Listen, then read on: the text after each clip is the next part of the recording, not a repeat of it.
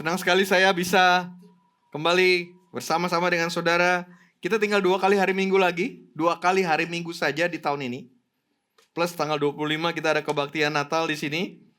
Dan kita akan masuk ke dalam tahun 2025. Saudaraku. Dan judul khotbah saya hari ini adalah Good News of Great Joy. Kabar baik tentang sukacita yang besar. Adakah saudara yang pernah berpikir kenapa berita Natal diberitakan pada malam hari kepada gembala? Tahukah saudara secara apa yang ada di Alkitab, berita Natal itu disampaikan di Perjanjian Baru cuma di 2 keadaan. Keadaan pertama kepada gembala yang ada di padang gurun, gelap. Orang-orang yang sederhana, orang biasa, orang terpinggirkan.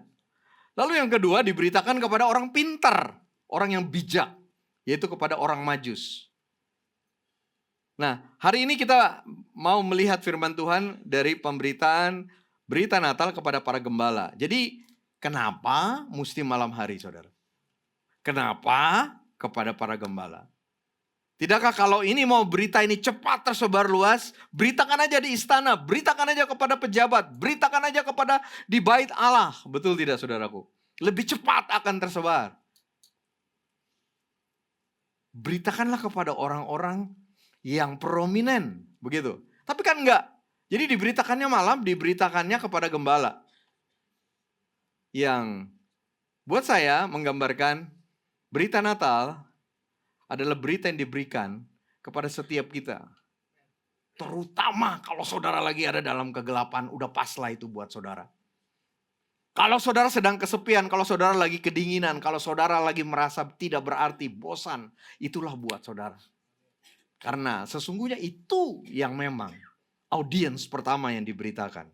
Berita Natal tersebut, saudaraku. Nah, kita akan lihat ayat 8 dari Lukas 2. Kita lihat sebentar ceritanya, saudara. Di daerah itu ada gembala-gembala yang tinggal di padang menjaga kawanan ternak mereka pada waktu malam. Lalu berdirilah seorang malaikat Tuhan di dekat mereka, dan kemuliaan Tuhan bersinar meliputi mereka, dan mereka sangat ketakutan. Kata malaikat itu kepada mereka, "Jangan takut, sebab sesungguhnya aku memberitakan kepadamu kesukaan besar untuk segala bangsa." Bahasa Inggrisnya katakan, "Fear not, for behold, I bring you good news of great joy that will be for all the people." Sampaikan kepada para gembala, tetapi berita ini bukan berita yang inklusif. Bukan berita yang eksklusif, tetapi berita yang inklusif. Diberitakan kepada semua orang, termasuk kita juga. Hari ini telah lahir bagimu juru selamat, yaitu Mesias, Kristus, Tuhan di kota Daud. Dan inilah tandanya bagimu, kamu akan menjumpai seorang bayi yang dibedung dan terbaring di dalam palungan. Kelahiran Yesus adalah kabar baik bagi semua orang. Bagi saudara dan saya. Bagi anak-anak, orang dewasa, orang tua. Bagi orang miskin, bagi orang yang biasa-biasa, bagi orang kaya. Bagi semua orang, saudaraku. Kelahiran Yesus adalah kabar baik. Bagi semua orang, dan bagi semua orangnya ini adalah kabar baik, saudara. Dan secara spesifik karena ini diceritakan kepada para gembala, jadi terutama kepada orang-orang yang sederhana. Karena gembala menggambarkan kesederhanaan seseorang. Karena para gembala mewakili kelompok orang yang terpinggirkan pada waktu itu. Orang yang dianggap rendah, orang yang dianggap remeh di masyarakat. Kepada orang-orang itu, kabar baik itu datang. Dan saudara, kita tahu bukan bahwa yang datang itu malaikat. Kepada orang pintar, orang Majus itu orang pintar, saudara, orang bijak. Kepada orang pintar, malaikat datang enggak? Enggak. Kepada orang pintar, petunjuknya adalah bintang. Ya kan? Tetapi kepada orang sederhana, kepada orang yang merasa terpinggirkan, bukan hanya bintang, malaikatnya datang. Yang artinya Tuhan datang di dalam kehidupan setiap kita. Tuhan mendatangi saudara pada waktu saudara merasa kesepian, saudara tidak berarti, saudara tidak berharga, saudara tidak dihargai oleh orang lain, saudara menjadi orang yang terpinggirkan. Kepada orang-orang seperti itu Tuhan datang, saudara. Untuk menyatakan kemuliaannya, untuk menyatakan rencananya juga. Jadi penampakan malaikat kepada para gembala mempertegas bahwa kemuliaan Tuhan datang menerangi orang-orang sederhana, orang-orang terpinggirkan, orang-orang yang dianggap rendah dalam masyarakat. Dan orang-orang yang sedang kedinginan dalam kegelapan. Terang Tuhan, kemuliaan Tuhan datang kepada mereka. Tanggal 25 beda nanti message-nya. Karena ini berita yang inklusif, jadi kepada semua orang. Begitu ya. Tanggal 25 saya akan berbicara mengenai cerita orang Majus, berarti orang-orang pintar. Begitu ya. Tetapi pada hari ini, beritanya ini datang, kemuliaan Tuhannya datang, bukan kepada orang pintar, tapi kepada orang biasa. Jadi kalau saudara merasa saudara orang biasa, Tuhan datang kepada saudara. Jangan saudara merasa saudara terlalu biasa, saudara terlalu tidak berharga, saudara terlalu tidak berarti, sehingga saudara perlu orang lain untuk membuat saudara perlu orang lain untuk supaya Tuhan mau datang kepada saudara. Tidak, saudara kalau saudara merasa sendirian, saudara merasa gelap, saudara merasa terpinggirkan, itu saudara adalah objek yang tepat untuk Tuhan datang kepada saudara. Tuhan datang ke situ. Bahkan yang didatangi Tuhan bukan orang Majus dulu kan? Yang didatangi Tuhan itu gembala dulu. Kalau saudara lihat dalam cerita konteks asli Alkitabnya, kelihatannya waktu orang Majus datangnya kepada bayi. Sebetulnya enggak, saudara. Kepada gembala, betul. Begitu Yesus lahir, pemberita Natal itu datang dan gembala datang dan dia lihat bayi. Tetapi kepada orang Majus itu sebetulnya bukan bayi lagi. Paling tidak sudah berumur berapa Pak Yesi? 2 tahun mungkin Yesus pada waktu itu. Jadi cerita sebetulnya pada waktu orang Majus datang kepada Yesus, Yesus sudah tidak lagi dalam keadaan sebagai bayi, saudaraku.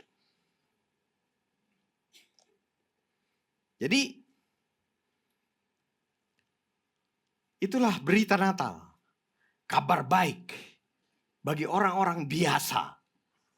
Bagi orang-orang yang punya cukup kerendahan hati yang mengatakan, saya orang biasa. Nah, terhadap orang seperti itu Tuhan akan datang. Dan pesan Natal, yang pertama pesan Natalnya katakan begini, di tengah-tengah ketakutan atau keadaan yang gelap dan menakutkan, ada pesan jangan takut. Nah, kita perlu mengerti bahwa gembala pada waktu itu berada di dalam keadaan yang ketakutan.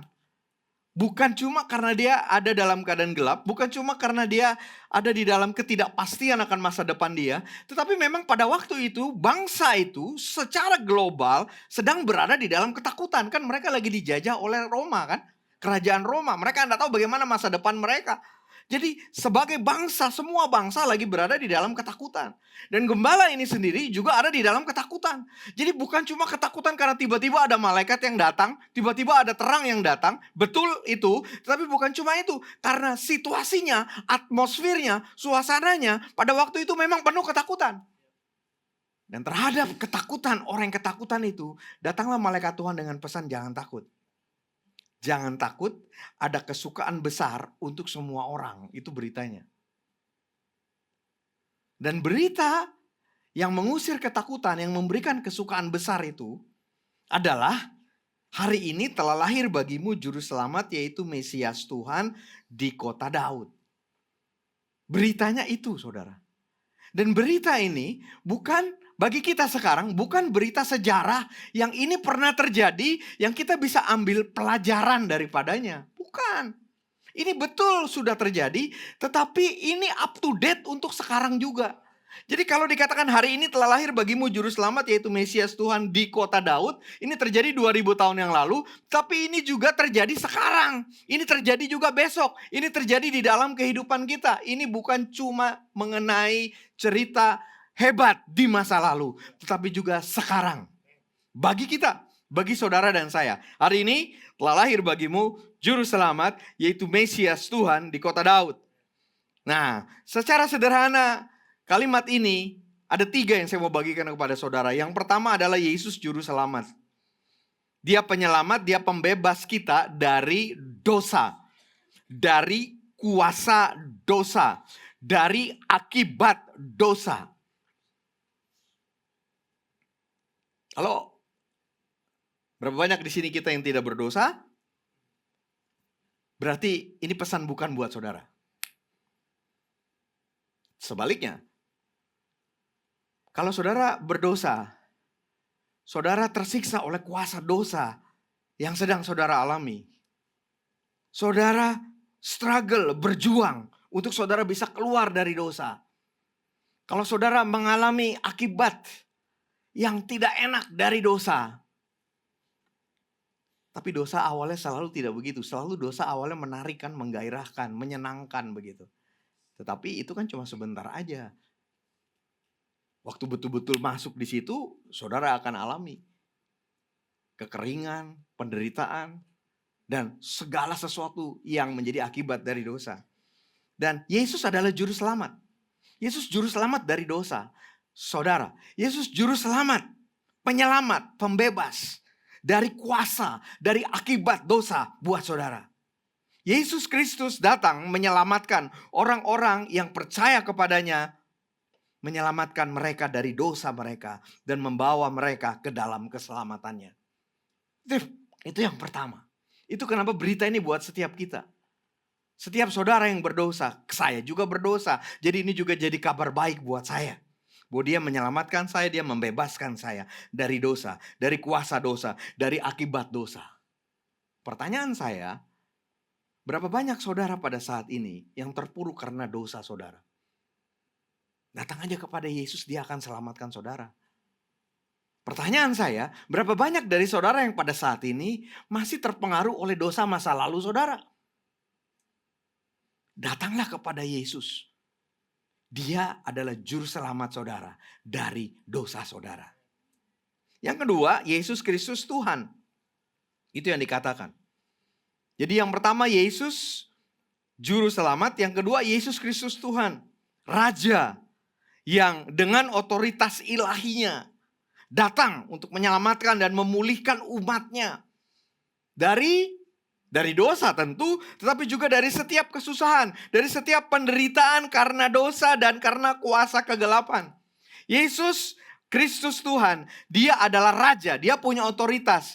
Dia diurapi untuk membebaskan saudara, menyelamatkan saudara dari kemiskinan, dari kehancuran hubungan yang sedang saudara alami, dari gelapnya masa depan yang saudara pikir, saudara lihat, dari cengkeraman roh jahat mungkin yang sedang saudara alami. Jadi kalau yang pertama bagi saya Yesus adalah juru selamat. Itu kepada akarnya dia menyelamatkan saudara dari dosa. Yang kedua ini bagi saya, ini dalam lebih praktikal. Apapun akibat dosa yang sedang saudara alami. Apapun kesulitan yang saudara sedang alami. Yesus adalah Raja yang Tuhan urapi untuk menyelamatkan saudara dari keadaan itu. Yang memulihkan saudara. Itu kenapa tidak ada keadaan yang tidak bisa diselamatkan. Tidak ada keadaan yang tidak bisa dipulihkan. Untuk hubungan-hubungan yang rusak. Yesus datang untuk memulihkan hubungan. Untuk kemiskinan yang begitu mengikat saudara. Saya mau memberi kabar baik bahwa Yesus datang untuk melepaskan saudara dari kemiskinan saudara. Yesus datang untuk memberi kabar baik. Untuk saudara yang mengalami kegelapan. Baru-baru ini saya nggak tahu seberapa saudara percaya mengenai kuasa kegelapan. Saya bukan mau khotbah mengenai itu. Tetapi ada orang yang merasa kuasa kegelapan itu cuma dongeng. Atau itu untuk orang tertentu aja. Atau itu cerita masa lalu. Sampai dia betul-betul mengalami cengkeraman dari kuasa kegelapan. Karena kuasa kegelapan juga real. Dan dia kaget. Waktu ternyata kehidupan ini ada alam rohani yang wah. Begitu. Begitu bisa menakutkan, menghancurkan, mengikat. Tetapi kabar baiknya Yesus, Kristus Tuhan, dia punya otoritas untuk membebaskan, melepaskan kita dari kuasa kegelapan. Jadi kalau ada saudara yang sedang ada di dalam kuasa kegelapan, saudara sedang dibelenggu oleh kuasa kegelapan, ini waktu yang tepat untuk datang kepada Yesus dan biarkan Yesus membebaskan, melepaskan saudara dari setiap kuasa kegelapan. Dia punya otoritas dan dia melakukannya. Yesus adalah juru selamat, Yesus adalah Kristus Tuhan. Dan yang ketiga, pesan yang disampaikan oleh malaikat. Yesus ada hari ini untuk saudara. Sesederhana itu. Itu kenapa ini bukan cuma cerita mengenai masa lalu. Yesus ada hari ini untuk kamu, untuk saya, untuk setiap kita. Dan saya berharap sungguh-sungguh kita membuka hati kita mempercayai dia, kita menerima dia, kita mengalami dia sebagai juru selamat, sebagai Tuhan dan Kristus di dalam kehidupan spesifik, personal kita saat ini. Karena dia datang untuk kita hari ini. Nah, kita lanjut sedikit saudara. Setelah gembala diberitakan seperti itu, kemudian, kipasnya lupa dinyalakan. Bisa tolong kipas yang ini dinyalakan. Kemudian setelah gembala diberitakan mengenai hal itu, saudaraku, malaikatnya mengatakan begini, oke, sebagai konfirmasi, sebagai buktinya nih, gitu ya. Kamu akan pergi, kemudian sebagai konfirmasinya kamu akan lihat bayi yang dibungkus kain lampin dan terbaring di palungan. Gitu. Pertanyaan saya, kenapa lagi mesti seperti ini buktinya, konfirmasinya?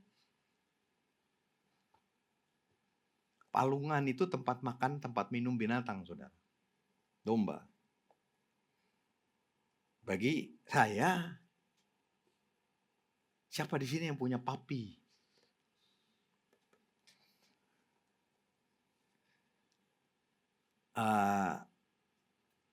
Anjing kecil. Apa? Anak anjing.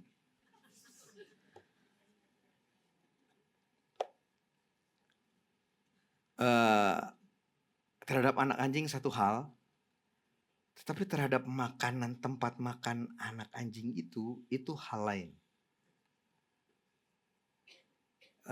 Somehow saya sudah berhasil overcome terhadap anak anjing. Karena begitu besar cinta saya kepada anak perempuan saya yang memiliki anak anjing ini. Tapi jujur ya, terhadap tempat makan anak anjing itu, tuh kan, iya saya juga masih, waduh nanti saya dianggap bukan penyayang binatang. Sorry, saya masih geli saudara. Jadi kalau udah bagian saya ngambil tempat makanannya ini, terus saya mesti cuci sebisa mungkin, tolong yang lain yang cuci. Dan saya tidak bisa bayangkan palungan. Palungan ini tempat makan loh, bukan tempat tidur ini, tempat makan, tempat minum. Gitu. Jadi sebersih-bersihnya palungan, kalau saya bandingkan dengan tempat makan anak anjing ya lengket-lengket sedikit lah. Loh, betul. Ya. Tapi Yesus lahir di situ.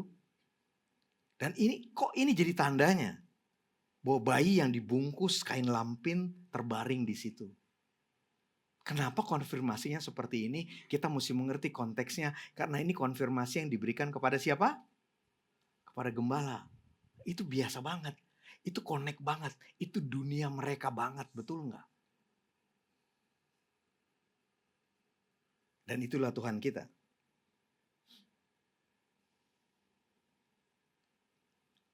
Maksud saya begini. Jadi pada waktu gembala. Jadi gembala itu nggak perlu konfirmasi yang aneh-aneh gitu loh. So bisa bayangkan nggak? Itu akan lebih meyakinkan kalau konfirmasinya kamu akan datang ke satu tempat. Lalu di situ kamu akan lihat bayinya bercahaya. Kamu akan lihat bayinya ada halonya gitu kan. Bisa nggak? Bisa aja kan. Tapi kan tidak seperti itu. Kamu akan datang, kamu akan lihat bayi. Oh ternyata bayi yang begitu connect dengan kehidupan mereka sebagai gembala. Udah biasa kan. Gitu, lihat palungan, begitu ya. Bukan sesuatu yang luar biasa, begitu connect dengan kesederhanaan mereka, menggambarkan kesederhanaan kerendahan hati Allah yang mau menyatakan betul-betul Dia hadir. Dia hadir bagi para gembala, bahwa Dia hadir bagi saudara, bahwa saudara sebagaimana para gembala bisa betul-betul lihat, bisa betul-betul alami, bisa betul-betul rasakan kehadirannya. Itu konfirmasinya.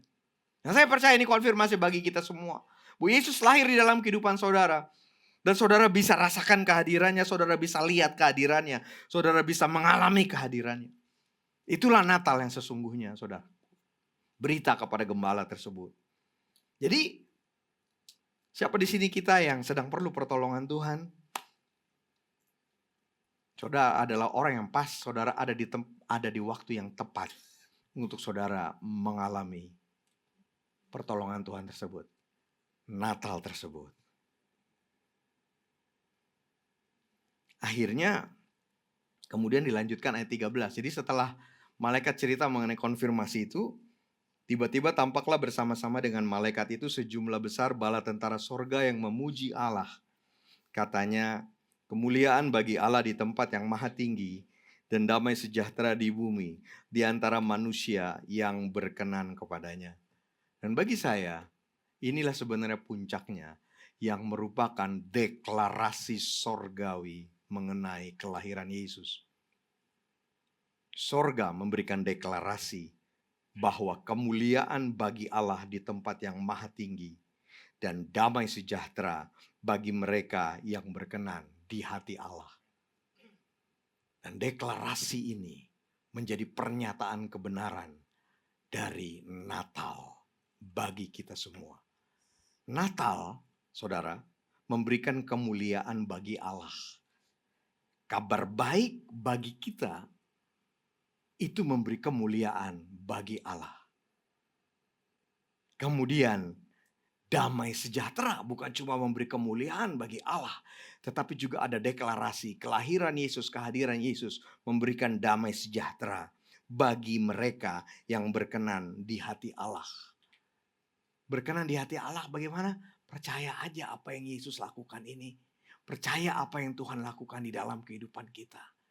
Pada waktu kita mempercayai Dia, cuma itu aja syaratnya. Saudaraku, kita akan mengalami dan menikmati damai sejahtera Tuhan.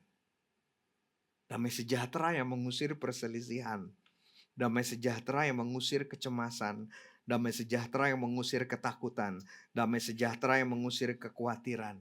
Damai sejahtera yang mengusir depresi. Damai sejahtera. Itu deklarasi sorga. Kedatangan Yesus memberi kemuliaan kepada Allah Bapa. Kedatangan Yesus memberikan damai sejahtera bagi kita semua. Mari kita percayai, mari kita terima, mari kita alami. Mari kita hidup di dalam damai sejahtera Tuhan. Adakah saudara yang sudah lama tidak mengalami damai sejahtera? Adakah saudara yang sedang mengalami konflik di dalam hubungan satu sama lain? Mari percaya kebenaran, deklarasi kebenaran ini. Bahwa Natal memberikan damai sejahtera. Kelahiran Yesus, kehadiran Yesus memberikan damai sejahtera kepada saudara. Sehingga statementnya adalah damai sejahtera bagi saya. Kelahiran Yesus memberikan damai sejahtera bagi saya. Yang kepadanya Allah berkenan. Damai sejahtera bagi Nina. Yang kepadanya Allah berkenan. Damai sejahtera bagi Pastor Yesi yang kepadanya Allah berkenan. Mari kita percaya itu. Di awal berita Natal yang disampaikan oleh malaikat, beritanya adalah joy, sukacita yang besar yang diberikan karena kelahiran Yesus. Dan endingnya adalah damai sejahtera yang diberikan kepada kita. Jadi inilah paket Natal bagi kita. Joy dan peace. Sukacita dan damai sejahtera. Dan Yesus, kehadiran Yesus di dalam hidup kita yang bisa membuat kita mengalami sukacita dan mengalami damai sejahtera. Amin. Inilah pesan bagi kita semua. Jadi saudaraku, apa tantangan saudara pada hari ini? Apa tantangan yang sedang saudara hadapi pada saat ini? Saya mau mengatakan apapun tantangan saudara hari-hari ini, Yesus memelihara saudara melalui setiap situasi sulit dan akan menjaga saudara di dalam menghadapi apapun bahaya yang sedang atau akan saudara alami. Ada kehidupan, pergumulan kehidupan, kesulitan keuangan, masalah kesehatan, tantangan masa depan. Jika itu tantangan yang sedang saudara hadapi, Yesus memelihara saudara dan menjaga saudara di dalam menghadapi itu. Apa masalah? Mungkin ada bagi sebagian kita sedang menghadapi masalah yang membuat kita merasa kita terjebak di dalamnya, kita terperangkap di dalamnya. Nggak tahu apa itu. Mungkin hutang, mungkin kecanduan, mungkin dosa-dosa tertentu. Yesus datang menyelamatkan saudara. Rescue. Menyelamatkannya itu rescue. Jadi saudara ada di satu keadaan. Rescue itu artinya dia ambil saudara keluar dari keadaan tersebut. Yesus menyelamatkan saudara dari semua itu. Atau mungkin apakah ada kegelapan, ada sakit hati, ada keputusasaan yang menguasai kita pada saat ini. Ini waktunya untuk kita keluar dari keadaan-keadaan tersebut. Untuk orang-orang yang putus asa Tuhan datang. Untuk orang-orang yang tidak punya pengharapan Tuhan datang. Untuk orang-orang yang berada dalam kegelapan. Untuk orang-orang yang sakit hati Tuhan datang. Karena Yesus akan membebaskan saudara dari semua itu. Amin. Dan mungkin yang terakhir, adakah dosa yang memalukan? Yang saudara keep, cuma saudara doang yang tahu. Orang lain gak tahu. Tetapi dosa yang memalukan yang saudara keep sendiri itu tetap membuat saudara tertekan, tetap akan menghancurkan saudara. Yesus dapat menyelamatkan saudara dan dia mau menyelamatkan saudara. Inilah statementnya saudara. Jesus is Savior. The preserver. The rescuer. The deliverer. Bagi kita semua. Ini kabar baiknya. Tetapi kabar baik hanya akan jadi kabar saja. Sampai saudara percaya, saudara putuskan untuk terima ini. Dan saudara akan alami. Dia menyelamatkan, dia memelihara, dia merescue saudara. Dia membebaskan saudara. Dari ikatan apapun juga. Ingat, bagi siapa? Bagi orang yang sederhana. Yang mungkin di mata orang lain tidak berarti tersisih.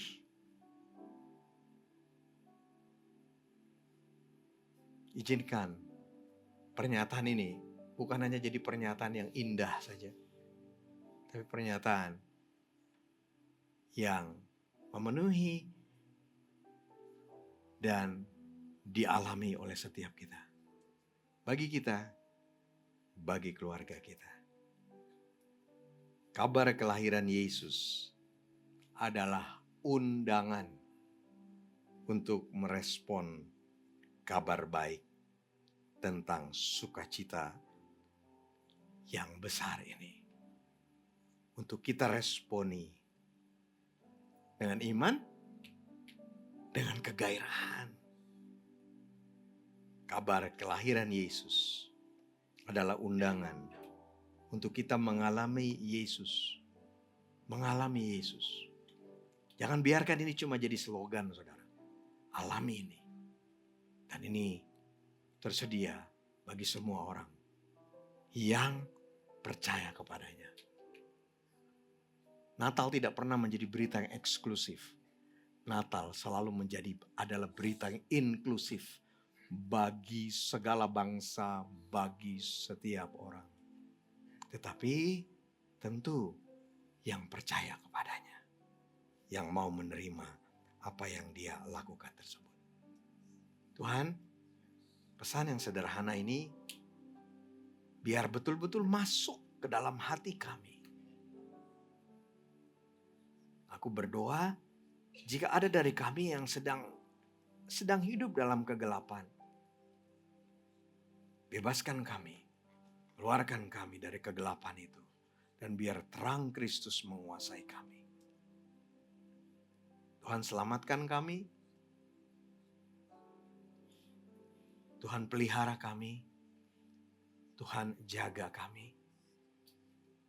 Dan aku berdoa di Natal tahun ini, lebih dari sukacita karena hiasan, hadiah, dekorasi, kami betul-betul mengalami sukacita dan damai Tuhan. Karena Yesus hadir di dalam kehidupan setiap kami. Dan bagi saudara yang belum mempunyai hubungan pribadi dengan Tuhan Yesus, jika sebelumnya saudara hanya merayakan Natal sebagai perayaan akhir tahun atau perayaan hari raya orang Kristen, tapi saudara mau jadi seperti gembala, para gembala itu, yang mengatakan, kami dengar, tapi sekarang kami mau pergi ke sumbernya. Mau lihat, mau alami. Kami mau ke Bethlehem. Dan kita tidak perlu ke Bethlehem. Tapi saudara mau mengalami berita Natal. Yesus ada di tengah-tengah kita pada saat ini. Mari datang kepada Dia, sumber kehidupan kita. Mari lihat, mari alami kasih Tuhan bagi kita. Dan Tuhan, nyatakan dirimu kepada kami. Dan Engkau membuka, Tuhan Yesus membuka tangan lebar-lebar untuk menyambut saudara, menerima saudara. Apapun juga pergumulan umatmu, Engkaulah penyelamat kami, pembebas kami, pemelihara dan penjaga hidup kami. You are our Savior,